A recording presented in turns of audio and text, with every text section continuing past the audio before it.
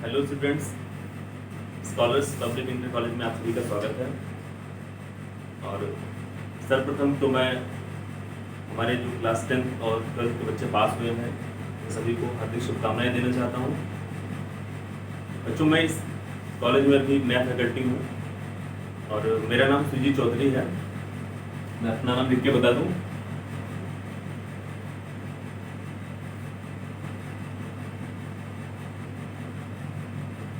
ठीक है, मैं आप लोगों को केमिस्ट्री पढ़ाऊंगा। और केमिस्ट्री एक ऐसा सब्जेक्ट है जिसका रोल आपकी पूरी लाइफ में, ऑल ओवर वर्ल्ड में जितने भी रिवोल्यूशन हो रहे हैं, क्रांतियां हो रही हैं, उन सबके पीछे कहीं ना कहीं केमिस्ट्री का एक बहुत बड़ा योगदान है, रोल है उसका। तो केमिस्ट्री की शुरुआत असल में हम लोग इंट्रोडक्शन आज क्लास करेंगे। हम लोग सिर्फ इतना पढ़ेंगे कि केमिस्ट्री आखिर में है क्या। हम लोग इंट्रोड्यूस होंगे केमिस्ट्री से, है ना।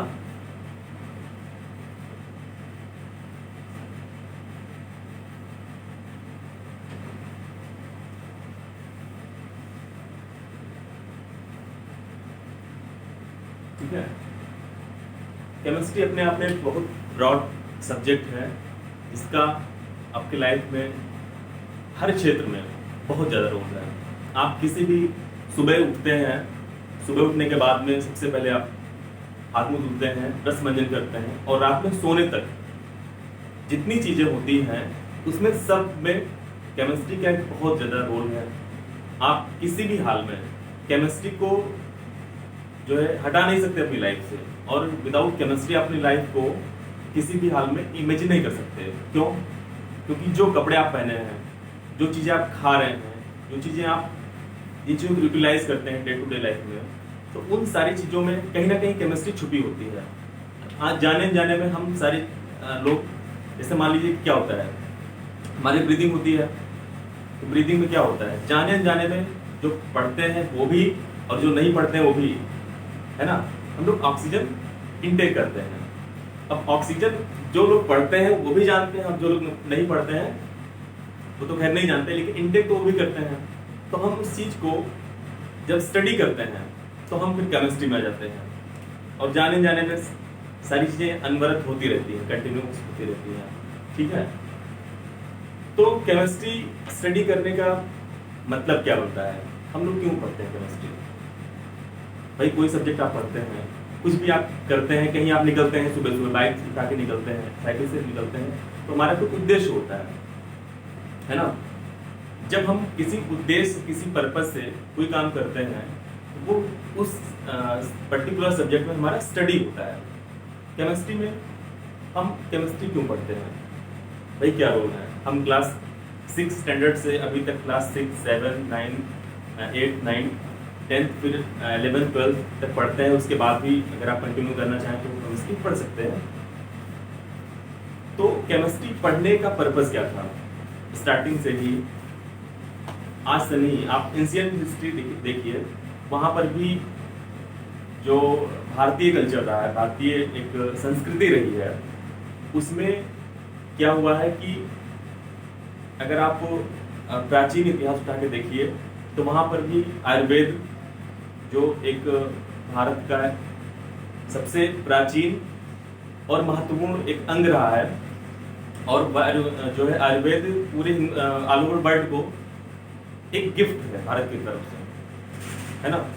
तो क्या है कि आयुर्वेद में भी जितने सारी चीज़ें होती हैं, वो चाहे दवाएं हो, चाहे कोई पीने वाला हो, लगाने वाला हो, है ना, खाने वाला हो, किसी भी हाल में ट्रीटमेंट करते हैं तो कहीं ना कहीं हम उसका रसायन यूज करते हैं, है ना। क्या यूज करते हैं, रसायन यूज करते हैं। तो वही रसायन आगे चल के धीरे धीरे डेवलप हुआ, हमने उसके बारे में स्टडी किया, और ये क्या हुआ कि उसी रसायन को एक सब्जेक्ट के रूप में, पहले क्या था, उस रसायन का एक पर्टिकुलर क्षेत्र था जिसका जो है उपयोग हम चिकित्सा क्षेत्र में करते थे, क्योंकि उसके अलावा हमारे पास कोई ऐसा उल्लेख नहीं मिलता है कि हम फिर उसको कहाँ कहाँ यूज़ किया है ना। उसके बाद क्या हुआ कि वो चीज़ें कल्चर में आने लगी। जितने कलर प्रोड्यूस किए गए उस टाइम, आपने देखा होगा कि इतिहास में आपने पढ़ा होगा कि भीमबेटका की गुफाएं में जो है कलर्ड पिक्चर उन्होंने बनाए, तो कलर कहाँ से आया? वो किसी न किसी केमिकल से तैयार हुआ, है ना। तो केमिकल क्या हुआ, धीरे धीरे उनके बारे में हम स्टडी करते चले गए। तो अगर हम एक भारतीय इतिहास में देखें तो सबसे पहले किसी भी पदार्थ को स्टडी करने के लिए, है ना, हम एक सब्जेक्ट का निर्माण करते हैं, उस एक पर्टिकुलर वे में हम काम करते हैं, ठीक है। तो सबसे पहले तो ये निर्धारित करना मुश्किल हो रहा था कि आखिर में जो पूरा यूनिवर्स है वो कैसे कैसे बना है। बहुत सारी चीज़ें, बहुत सारी डाइवर्सिटीज हैं, बहुत सारी भिन्नताएं हैं, तो हम चीज़ों को कैसे मैनेज करें, ठीक है। आप लोगों ने पढ़ा होगा कि जैसे रामायण में भी लिखा हुआ है कि चित जल पावक गगन समीरा पंच तत्व या रतित शरीरा, है ना। फिर वहां पे बात आई तत्व की, है ना। बहुत पुरानी चीज है, लेकिन अब क्या है, तत्व आया।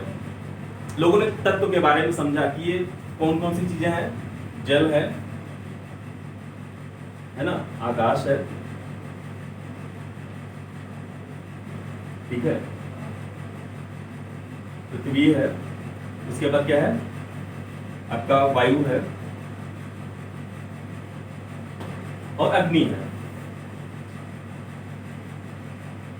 ना। ये 5 तत्व उन्होंने डिफाइन किया। अब थोड़ा सा हम इसको और डिफाइन करना चाहते हैं। अगर हम केमिस्ट्री में जा रहे हैं, केमिस्ट्री में स्टडी कर रहे हैं, तो इसमें हम चीज़ों को थोड़ा सा और अध्ययन करेंगे इसके बारे में। तो उन्होंने कहा कि 5 तत्व हैं, ठीक है।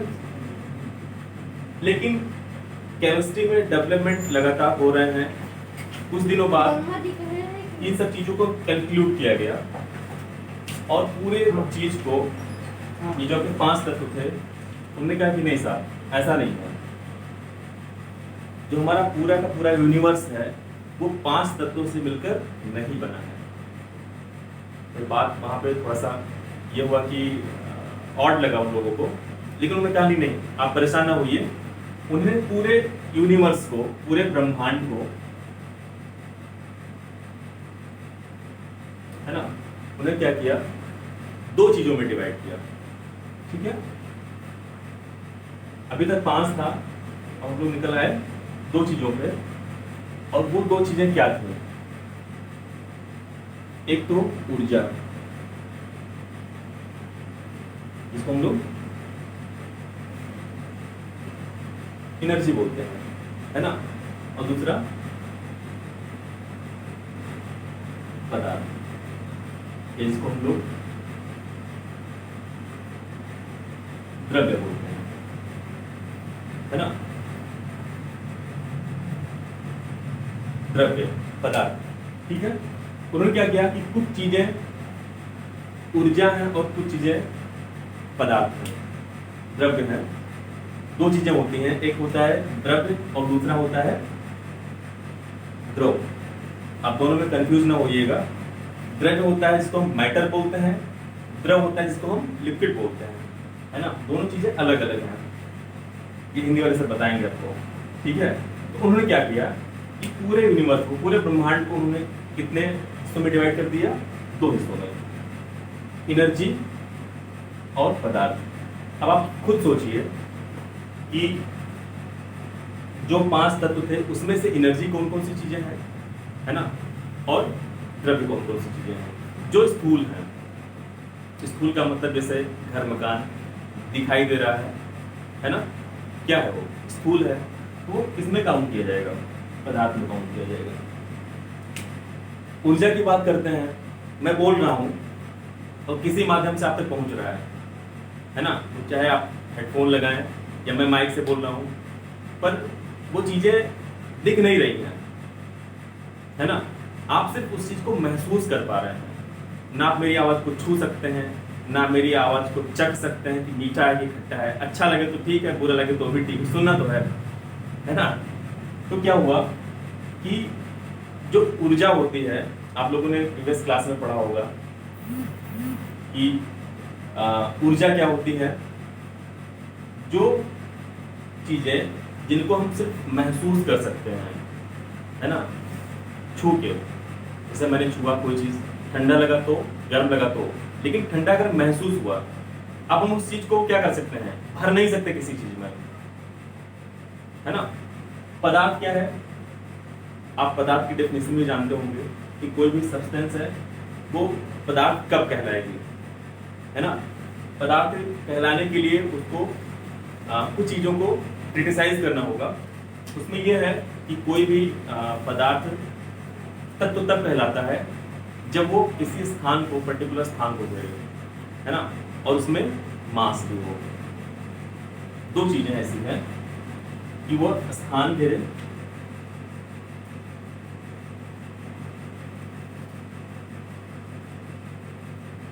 और जिसमें मास हो, यानी कि द्रव्यमान, है ना। वो चीज कोई वजन हो, जब आप किसी चीज को तोलते हैं, वो चाहे उसका भार कितना भी कम हो, निगेटिव में भी भार होते हैं, है ना। जब आप आगे पढ़ेंगे क्लास 11th स्टैंडर्ड से, जब आप हालांकि पढ़ते भी आए हैं, तो आपको पता चलेगा कि चीजें इतनी ज्यादा टाइनी पार्टिकल्स हैं, इतने ज्यादा फाइन पार्टिकल्स हैं जिनको आप नंगी आंखों से इवन छू कर भी नहीं देख सकते, छू कर उस चीज को महसूस नहीं कर सकते, लेकिन वो एग्जिस्ट करती हैं, फिर भी हम उसको ऊर्जा में नहीं रखते हैं, क्योंकि वो मैटर में रहती हैं। तो हम धीरे धीरे स्टडी करते वहां तक पहुंचेंगे, है ना। तो कोई भी चीज पदार्थ तब है जब वो स्थान घेरे, यानी कि उसका कोई शेप हो, उसकी कोई बनावट हो, है ना, लंबाई, चौड़ाई, ऊंचाई, ठीक है, और क्या हो, द्रव्यमान हो, उसमें कुछ वजन हो, वो चाहे जितना हल्का हो लेकिन कुछ वजन हो। आपने 9th स्टैंडर्ड में ही पढ़ा होगा, है ना, कि पदार्थ और ऊर्जा क्या क्या होते हैं, उसमें बहुत सारा डिटेल दिया हुआ है, आप लोग इसको जानते हैं। उसके बाद क्या होता है, ऊर्जा। ऊर्जा क्या होता है, जो स्थान घेरे, जैसे मान लीजिए कि एक गिलास आपने पानी लिया, है ना, तो पानी क्या है, आप ठंडा की गर्म है, आप उसको छू कर जान सकते हैं कि वो गर्म है कि ठंडा है, लेकिन आप उसका द्रव्यमान नहीं निकाल सकते कि ये जो वाटर है ये 3 किलो गर्म है, 5 किलो गर्म है ना, या 5 मीटर गर्म है, ऐसा नहीं होता ना। उसका कैलकुलेशन अलग होता है। जैसे लाइट है, तो लाइट क्या है, लाइट स्थान तो घेरता है, लेकिन उसके लिए इनफाइनाइट स्थान है, वो जहां भी जाएगा उसका कोई डेफिनेट स्थान नहीं है, डेफिनेट उसका कोई वॉल्यूम शेप नहीं है, वो जिस भी वॉल्यूम में जाएगा वो कंप्लीटली स्प्रेड हो जाएगा, है ना, उसमें कोई द्रव्यमान नहीं होता है। लाइट हमारे ऊपर पड़ती है तो हमको कुछ लगता है क्या, कोई चोट लगती है, नहीं लगती है ना। तो क्या है, ऊर्जा है। साउंड क्या है, एक ऊर्जा है। तो इस तरह से चीजें दो चीजों में डिवाइड हो गई, ठीक है।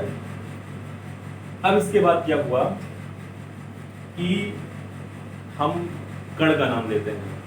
सबसे पहले चीजों को डिफाइन करने के लिए हुआ कि चीजें जो पदार्थ होती हैं वो छोटे छोटे कण से मिलकर बनी होती हैं। जैसे आप ये घर देख रहे हैं, आपका घर है ना, दीवारें हैं, चारों तरफ से दीवारें हैं, ऊपर छत है, नीचे फर्श है।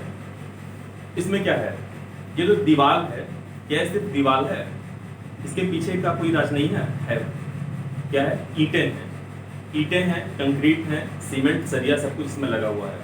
तो हम क्या करते हैं, फिर इनको धीरे धीरे इनके वर्गीकरण करते हैं, क्लासिफिकेशन करते हैं। उस क्लासिफिकेशन में हम पहुंचते हैं ऐसे मुद्दे पर, जैसे मान लीजिए इस दीवार का कंस्टिट्यूएंट मैटर क्या है, वो है ईंट, कंक्रीट है, बालू है, सीमेंट है ना। फिर हम मान लीजिए कि सीमेंट पे आते हैं, तो सीमेंट किससे मिलकर बना हुआ है ना, सीमेंट भी किसी पदार्थ से मिलकर बना हुआ है। वो पदार्थ किससे मिलकर बना हुआ है, या ईंट ही ले लीजिए, ईंट मिट्टी से बनी हुई है। मिट्टी में सिर्फ मिट्टी होता है, मिट्टी में बहुत सारी चीजें होती हैं, है ना। तो मिट्टी को आप तोड़िए उसको, या सीमेंट को आप एक चुटकी लीजिए, ठीक है, उसको आप डिवाइड करते जाइए, तो आप ऐसे स्टेज पर पहुंच जाएंगे जहां के बाद आप उसको फर्दर डिवाइड नहीं कर सकते हैं, है ना। सर 1 मिनट पॉज कर दीजिए, रिलैक्स हो जाए, है ना। तो हम क्या करते हैं, उस मैटर को फर्दर डिवाइड करते जाते हैं। मान लीजिए आप पाउडर पहुँच गए, पाउडर के बाद फिर उसको इतना ज़्यादा पीसिए, उतना ज़्यादा महीन कर दीजिए, फाइन पार्टिकल्स बना दीजिए। उसके बाद उसको फूंक दीजिए, उड़ जाएगा, कुछ देर बाद दिखेगा नहीं, है ना, हवा में बिल्कुल खत्म हो जाएगा। तो क्या वो खत्म हो गया? नहीं, वो इतने छोटे छोटे पार्टिकल्स में डिवाइड हो गए जिनको हम देख नहीं सकते ना, लेकिन वो तब भी एग्जिस्ट करते हैं, तभी वो इस जो है हमारे पास चारों तरफ मौजूद रहते हैं। ठीक है, तो अगर हम एंशिएंट हिस्ट्री देखें भारत की, तो भारत में सबसे पहले एक ऋषि हमारे थे, कणादि, महर्षि कणादि। ये आयुर्वेद में भी इनका बहुत ज़्यादा रोल है, और साइंस में, भारतीय विज्ञान में, जो हम प्राचीन भारतीय विज्ञान में देखें तो महर्षि कणादि का बहुत ज़्यादा योगदान है।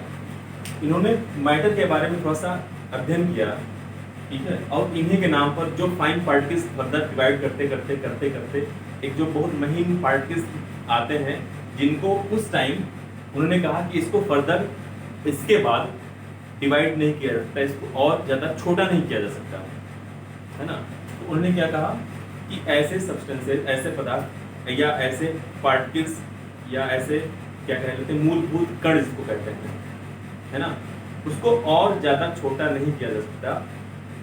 इनके नाम पर उस पदार्थ को कहा गया कण, है ना, कण।